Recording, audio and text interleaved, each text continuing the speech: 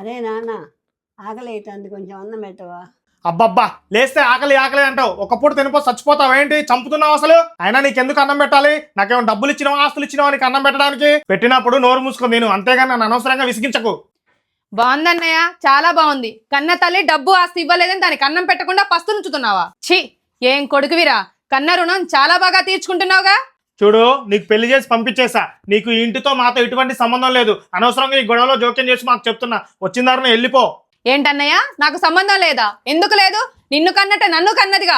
నీ కమ్మ మీద ఎంత హక్కు ఉందో నాకు అంతే ఉంది. అయితే ఆ ముసల్దాన్ని తీసుకొని పో. అనవసరంగా గొడవ చేయొచ్చు చెప్తున్నా. గొడవ చేస్తున్నానా? మరి నువ్వు చేసేదేంటన్నయ్య? ఇప్పుడేంటి? నువ్వెందుకు వచ్చావో చెప్పు ముందు. అనవసరంగా మాట్లాడకు. ఏంటా అసలు వదిలేది? పిలువు బయటికి.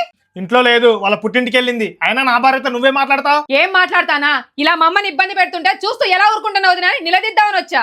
నిలదీయడానికి నా భార్య ఇంట్లో లేదు. ఇది చేసే గలీజ్ కి చాకరీ చేయలేక వెళ్ళిపోయింది. ఇది ఇంట్లోంచి పోతే తప్ప కాపురానికి రానని చెప్పింది. దీని వల్ల నాకు ఎటువంటి ఉపయోగం లేదు. ఇన్ని మాటలు అంటున్నా కూడా పడుతూ ఎలా బతుకుతుందో. ఛీ, దీని మొహం చూస్తుంటేనే అసహ్యం వేస్తుంది. ఇలాంటి దాని కడుపున ఎందుకు పుట్టానా అనిపిస్తుంది. అదేం నాన్న అలా అంటాను?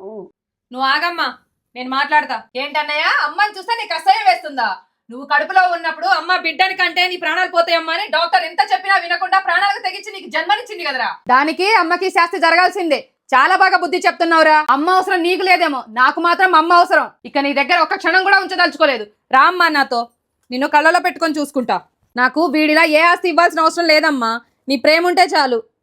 అబ్బో, ఇలాంటి డైలాగులు చాలానే చూశాను. వెళ్ళు వెళ్ళు, ఎన్ని రోజులు చూసుకుంటావో నేను చూస్తా. మళ్ళీ నా కాళ్ళ దగ్గరకు వస్తారు చూడు, అప్పుడు చెప్తా. నీ మొగుడు రేపో మాపో తాగి తన్ని తరిమేస్తారు చూడు, అప్పుడు తెలుస్తుంది నా విలువేంటో. చూడన్నయ్య, నా మొగుడు తాగోతాడే గానీ నీలాంటి మూర్ఖుడు కాదు. ఇంకోసారి నా మొగుడిని కనుక తక్కువ చేసి మాట్లాడానుకో మర్యాద ఉండదు. పదమ్మా వెళ్దాం.